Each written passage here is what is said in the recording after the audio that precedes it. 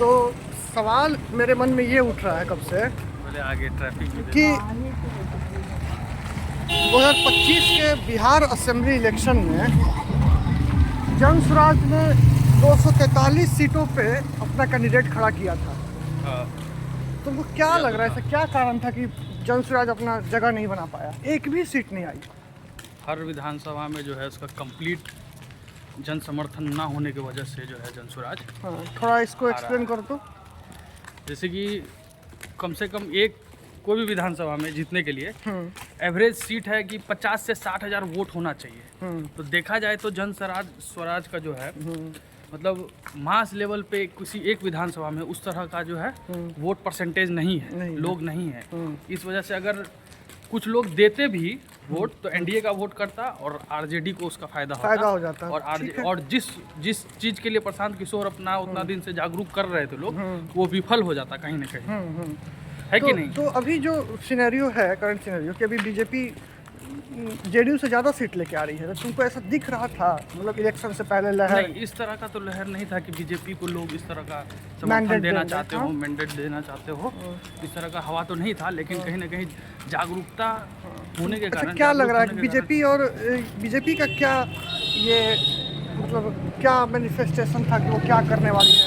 मुद्दा क्या था बीजेपी के लिए? क्या बीजेपी का बस मुद्दा था कि इलेक्शन जैसे हर बार जैसे लड़ते हैं नीतीश कुमार के कंधे पर रख के, उसी तरह से बीजेपी चाह रही थी कि हम लोग भी जो है राजद का जो है राजद के लिए, जंगल राज के लिए जो है डरा के हम लोग जो है जनता का वोट ले लेंगे, कुछ लुभावना वादा कर देंगे, जैसे चावल दे रहे हैं, ये दे रहे हैं, कुछ जुमलेबाजी कर दिए जो बिहारी लोग से कनेक्ट हो गया, कुछ हो गया। तो यही चीज़ तो महाराष्ट्र में भी बीजेपी इसी तरीके से आई थी, वहाँ भी उसका अपना कोई कैंडिडेट था नहीं, तो कैंडिडेट नहीं था, लेकिन शिवसेना के कंधे पे ही बंदूक उठाया और लास्टली जो है बीजेपी वो क्या बोलता है शिवसेना को उसको भी तोड़ दिया।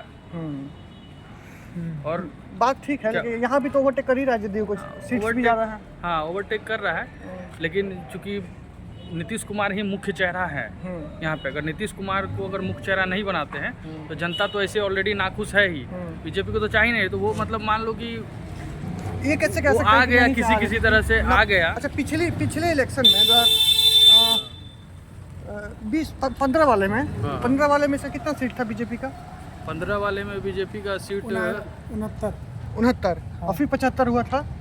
इस बार कितना हो गया? शायद इस बार तो 89 सीट हो गया, लगभग 15 सीट बढ़ा है। तो 5 साल में तो 15 सीट बढ़ा ही सकता है। तो ऐसा नहीं है कि इतना चांस नहीं था, लहर नहीं दिख रहा था। भले लहर देखिए ग्राउंड लेवल पे उस तरह का बात नहीं था कि बीजेपी को लाना है या कुछ लाना है। वो तो समझो कि जन स्वराज के कैंडिडेट का जो है ना कि मतलब लॉन्ग टाइम वो लोग ग्राउंड पे थे नहीं, अचानक से देखो 3 साल प्रशांत किशोर मेहनत किया, कैंडिडेट उतारे, तो अचानक से आया हुआ कैंडिडेट था।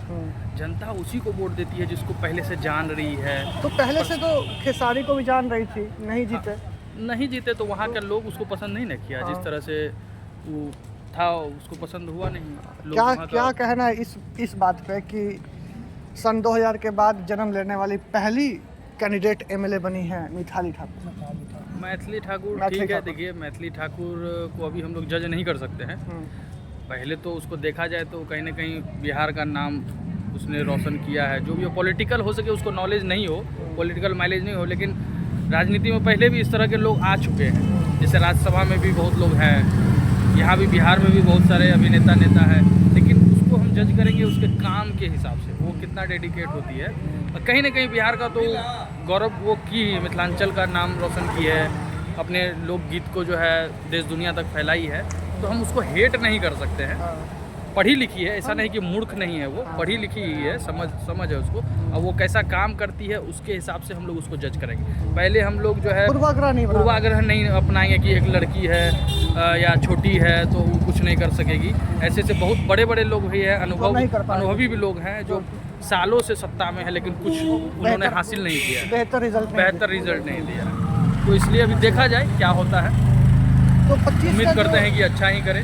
जो बिहार असेंबली का इलेक्शन हुआ, कंक्लूजन में देखा जाए तो ये अनुमान लगाया जा सकता था कि एनडीए की सरकार आने वाली है। एनडीए की सरकार आ जाएगी, और यहाँ तक कि देखो एनडीए गठबंधन को भी ये उम्मीद था कि लगभग हम लोग 50 150 से 160 सीट मैक्स जाएंगे, क्योंकि लोग जब भी बोलता है कि प्रिडिक्ट करता है कि हमारा सीट कितना आएगा, तो अमित शाह भी जो है 160 सीट बोले थे। कहीं ना कहीं वो चाह रहे होंगे 20 गिरेगा, 140 तो लाएंगे, हम लोग सरकार बनाएंगे, चढ़ा के ही बोलती है लोग। लेकिन फिर भी इतना आना, ये तो किसी को उम्मीद नहीं थी। 400 पार वाला भी जो आया ही था एक बार। क्या कि बीजेपी यहाँ काफ़ी समय से बिहार में चुनाव लड़ रही है, काफ़ी समय से यहाँ है, तो उसका भी सर्वे टीम उसको ये नॉलेज नहीं दे पाया कि आप इतना मैंडेट लाने वाले हैं। वो तो हवा था, जागरूकता का हवा जो प्रशांत किशोर ने फैलाया, वो हवा कहीं ना कहीं जो है एनडीए को लाभ मिल गया। आरजेडी के डर से लोगों ने एनडीए को ही चुनना पसंद किया,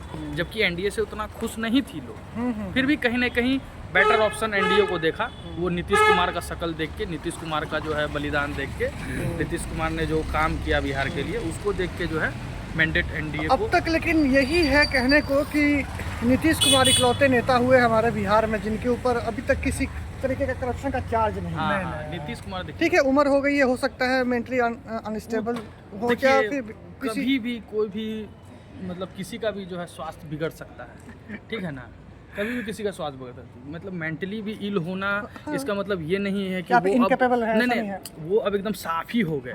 जैसे शरीर बीमार होता है, पेट बीमार होता है, चेस्ट बीमार होता है, शरीर का उसी तरह माइंड भी है, काम है, लोड है, किसी तरह का स्वास्थ्य हो सकता है, असुविधा हो सकता है, लेकिन उम्मीद है कि वो अच्छा करेंगे और हमें भरोसा है हमारे प्रधानमंत्री हमारे सीएम और सीएम पे हमें भरोसा है कि कुछ अच्छा ही होगा बिहार के लिए, बिहार का भविष्य उज्जवल हो, बस यही है।